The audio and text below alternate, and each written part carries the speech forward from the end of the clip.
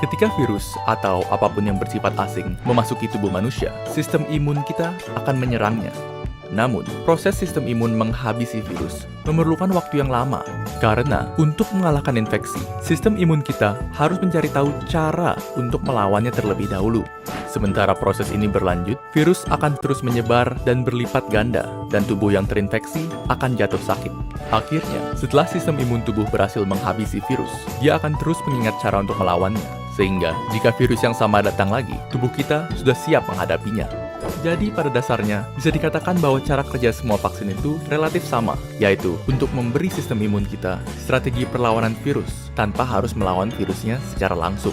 Meskipun demikian, cara menyampaikan strategi perlawanan tersebut berbeda-beda untuk tiap vaksin. Metode yang paling banyak dibicarakan dan yang termutakhir di antara vaksin-vaksin yang ada, yaitu vaksin mRNA yang digunakan oleh Pfizer dan Moderna. Di dalam COVID-19, terdapat suatu protein yang sangat penting. Protein ini digunakan oleh COVID untuk memasuki sel tubuh manusia dan membuatnya lebih mudah menular. Anggap saja ini sebagai senjata yang membuat COVID terlalu overpowered. Nah, logikanya adalah, jika kita dapat membuat tubuh kebal terhadap protein ini, maka tubuh akan kebal terhadap COVID-19 secara keseluruhan. Yang dilakukan oleh peneliti vaksin adalah mengambil bagian dari DNA COVID yang mengandung blueprint untuk protein ini, dan kemudian merubah blueprint tersebut menjadi instruksi bagi sel tubuh untuk membuat proteinnya. Instruksi ini dikenal sebagai mRNA, dan mRNA inilah vaksinnya. Lalu, mengapa kita ingin sel tubuh membuat protein ini? Bukannya itu berbahaya? Tidak sama sekali. mRNA ini aman karena hanya mengandung instruksi untuk membuat protein itu saja dan tidak mengandung virus corona sepenuhnya. Jadi bisa dianggap seperti senjata tanpa tuan. Setelah mRNA masuk ke dalam tubuh, sel tubuh akan memulai membuat protein ini yang kemudian akan ditanggapi oleh sistem imun. Setelah sistem imun berhasil menghancurkan protein ini, dia akan tetap ingat cara melawannya sehingga membuat dirimu kebal terhadap COVID-19.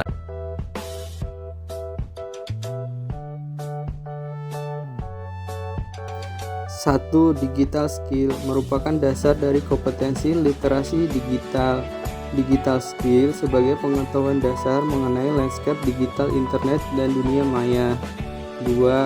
Digital etik merupakan panduan perilaku terbaik di ruang digital, membawa individu untuk dapat menjadi bagian masyarakat digital. Dapat disebut juga sebagai netiquette atau etika berinternet. 3.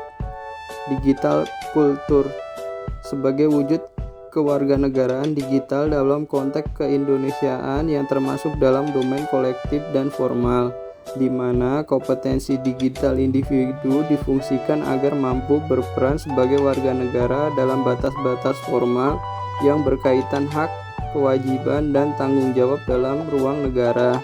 4. Digital safety merupakan paduan bagi individu agar dapat menjaga keselamatan diri berada pada domain single formal karena sudah menyentuh instrumen-instrumen hukum positif.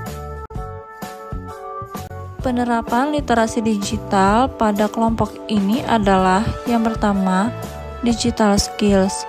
Digambarkan ketika dalam anggota WhatsApp group, seluruh anggota grup menggunakan ponsel dan membalas pesan serta informasi melalui foto. Yang kedua, digital ethics.